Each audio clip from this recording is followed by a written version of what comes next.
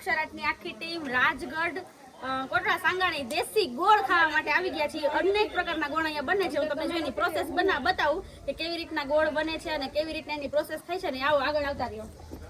આવી જાવ અહીંયા. શું નામ છે તમારું? કેતન પટોડિયા. બતાવો બધું અમને કયો, અમારા ગ્રુપના આખાને કયો કે કેવી રીતના પ્રોસેસ અમે થાય. એને પ્યોર નેચરલ દેશી ગોળ બનાવી. આ એની પ્રોસેસ છે અને પ્યોર દેશી જ છે. આમાં કોઈ ટેકનોલોજી કાંઈ છે નહીં. આમાં રસ આવશે શેરડીનો અને પછી એમાંથી આમાં જશે.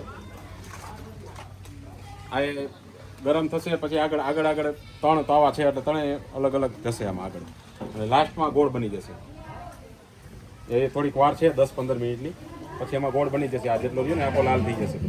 તો ત્યાંથી આગળથી અહીંયા ગોળ બને એટલે અંદર વી આવશે.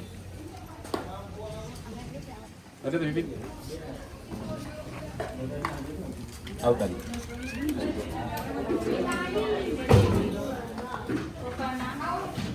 આ ગોળ કમ્પ્લીટ બની ગયો છે અને હવે કન્ટેનર ભરાશે તો પેકિંગ થશે ગોળનું. અને આ પેકિંગ કરેલું ડ્રાયફ્રૂટ ગોળ છે અને સાદો ગોળ છે. બે પેકિંગ છે.